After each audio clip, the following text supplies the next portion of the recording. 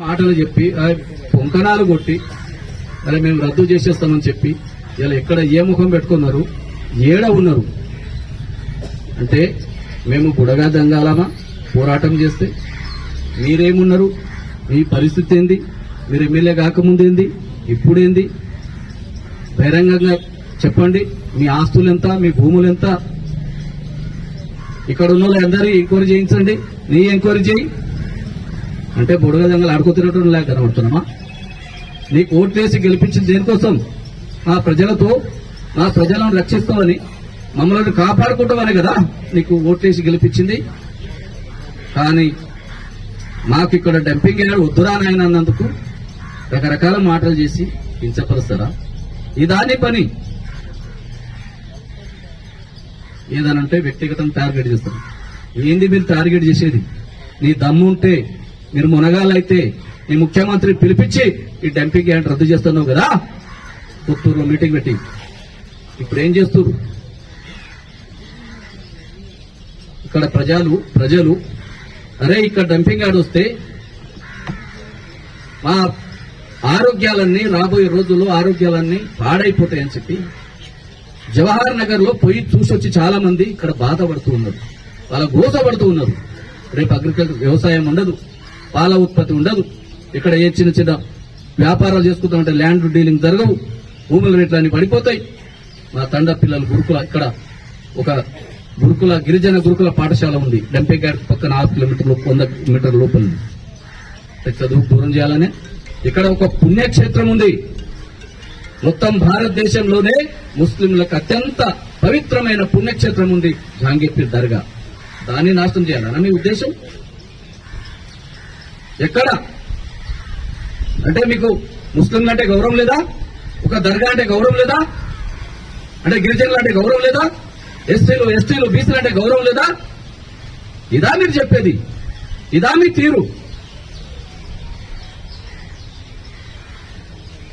మేము శాంతియుతంగానే అంజనా చెప్పినట్టు ఆయన గాంధీ మార్గంలోనే తెలంగాణ ఉద్యమాన్ని నడిపే ఈ ఏరియాలో ఆయన మార్గంలో మేము అందరం అనుసరించినాం.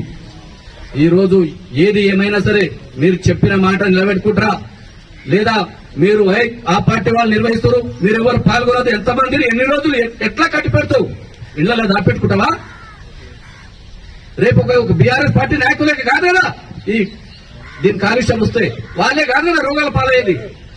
ఇక్కడ ఉన్న అన్ని పార్టీల లీడర్లు కదా, ప్రజలందరూ కదా.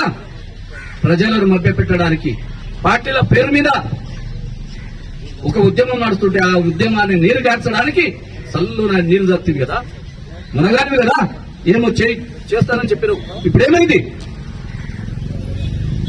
నీకు ముఖ్యమంత్రి అత్యంత సన్నిహితుడు అంటావు కదా, తీసి పడేసారు కదా.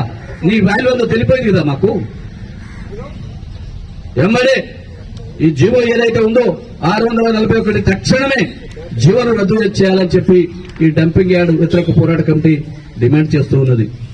అదేవిధంగా ఈ డంపింగ్ యార్డ్ కు లంబాడ హక్కుల పోరాట సమితి కూడా మద్దతు ఇచ్చి ఈ ఉద్యమంలో మా తండాలు ఉన్నాయి కాబట్టి భాగస్వామ్యం అవుతుంది. ఎక్కడిదక్కడ మొత్తం కాంగ్రెస్ ప్రభుత్వానికి రేవంత్ రెడ్డి కంటేనే లంబాడీలు గిట్టదు. మొత్తం లగాచర్లలో భూములని గుంజుకురు. వాళ్ళు మేము భూములు ఏమన్నందుకు మొగళ్లనన్న అరెస్ట్ చేసి 6 నెలలు జైలు వేసి ఆడోళ్లపైన పోలీసులు కాంగ్రెస్ గుండాలు తాండాలపైన దాడి చేసి ఆ మహిళలను చూడకుండా ఇక్కడ రకరకాల హింసించారు. ఇది అవి పని. రేపు ఆ చుట్టుపక్కల అన్ని మా తండాలే ఉన్నాయి కదా, మా భూములు గుంజుకొని మమ్మలను ఇంకెన్ని రోజులు ఆగం చేస్తారు? నిన్ను ఓట్లేసినందుకు, నిన్ను గద్దెనెక్కించినందుకు మాకా ఈ పరిస్థితి మాక? అందుకోసమే మేము రాష్ట్ర ప్రభుత్వాన్ని గాని ఇక్కడున్న స్థానిక ఎమ్మెల్యేని గాని డిమాండ్ చేస్తున్నాం. మీకు దమ్ముంటే లేదా ప్రజలపైన ప్రేమ ఉంటే, రైతులపైన ప్రేమ ఉంటే, దళితులపైన ప్రేమ ఉంటే, గిరిజనులపైన ప్రేమ ఏమైనా ఏదంతా ఉంటే ఉన్నదాన్ని మేము నిరూపించుకోవాలంటే తక్షణమే ఏదైతే ఈ జీవో కాపిచ్చిరో దీన్ని రద్దు చేసి ఐటీ పరిశ్రమగా ఏర్పాటు చేయాలని చెప్పి మేము లంబాడ హక్కుల పోరాట సమితిగా బీఆర్ఎస్ పార్టీగా నేను రాష్ట్ర ప్రభుత్వాన్ని డిమాండ్ చేస్తూ